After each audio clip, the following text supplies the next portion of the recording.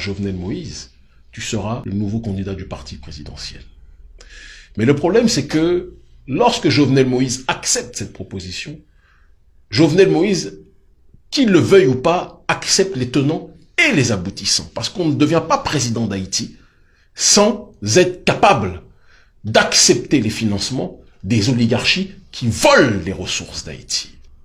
Les deux facettes de l'oligarchie prédatrice financière que nous avions citées précédemment. Et ce faisant donc, Jovenel Moïse se fait financer sa campagne et devient président de la République d'Haïti.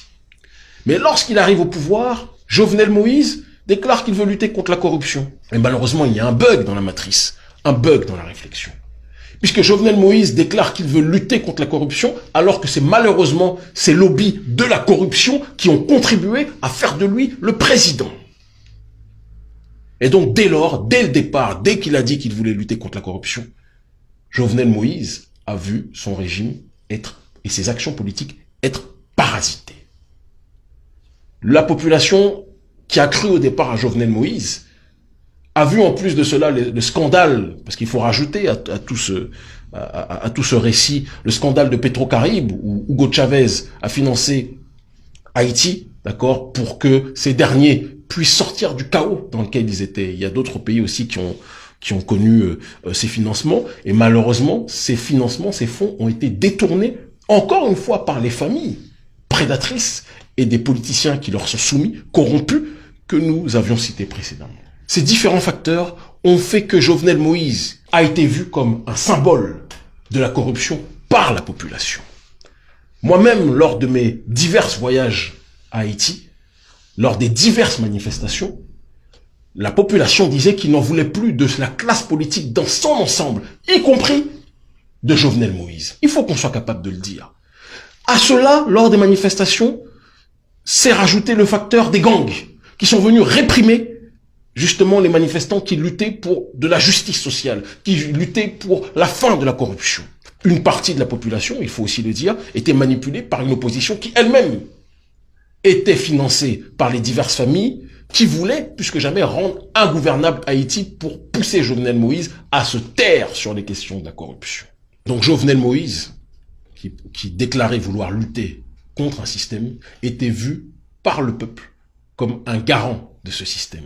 Parce que ce système avait tout fait pour rendre le pays ingouvernable de telle sorte que le peuple voit Jovenel Moïse comme la cible prioritaire.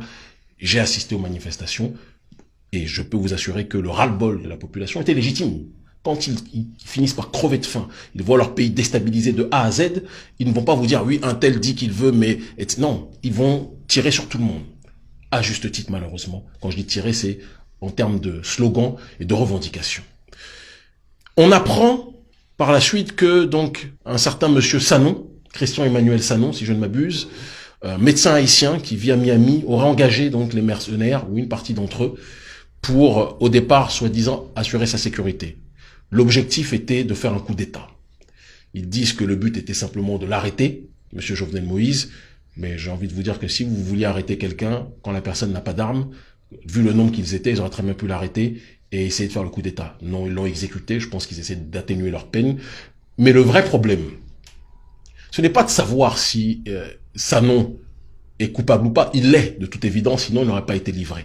Mais le plus important est de savoir quelles sont les ramifications entre Sanon et les oligarchies que nous avions citées auparavant, des oligarchies prédatrices à Haïti, qui volent, qui spolient les ressources de ce pays qu'on présente comme le pays le plus pauvre, alors que c'est en réalité un pays appauvri. Et donc, le vrai fond du problème sera que la population soit dans cette démarche de se tourner contre la véritable plaie de ce pays, les véritables relais de l'impérialisme, que sont ces familles, ces oligarchies qui sucent le sang de ce pays. Donc le péché de Jovenel a été d'avoir refusé le ralliement, le péché qui lui a coûté la vie finalement. Moi je suis, ma chère Maoulé, dans une démarche de refuser, dès lors qu'il y a la mort, de sanctifier quelqu'un. Parce que je pense que c'est aussi trop facile. Je pense que politiquement, Jovenel Moïse avait fini par devenir inopérant dans sa capacité à changer le système. Et ça s'explique, comme on l'a dit auparavant, par le fait que, et je ne nie pas la potentialité de ces efforts, quand vous arrivez au pouvoir par une voie, et c'est ce que d'ailleurs disait le docteur Khalid Mohamed, quand vous arrivez au pouvoir par une voie, celui qui dirige n'est pas celui qui est assis sur le fauteuil présidentiel, c'est ceux qui vous ont fourni le fauteuil, qui payent le fauteuil, qui payent les factures, entre guillemets, j'entends par là, du système. Et ces forces-là n'acceptent pas que quand on vous mette à la tête de l'État, vous vous retourniez contre elles. C'est une mafia. On vous parle des gangs, on parle de ce pays comme une gangocratie. Le peuple a fini par penser, moi c'est ce que tous les Haïtiens que je rencontrais sur place me disaient, le peuple a fini par penser que Jovenel Moïse était le chef de la gangocratie. Mais Jovenel Moïse disait lui-même qu'il luttait contre la gangocratie. Alors qui dit vrai?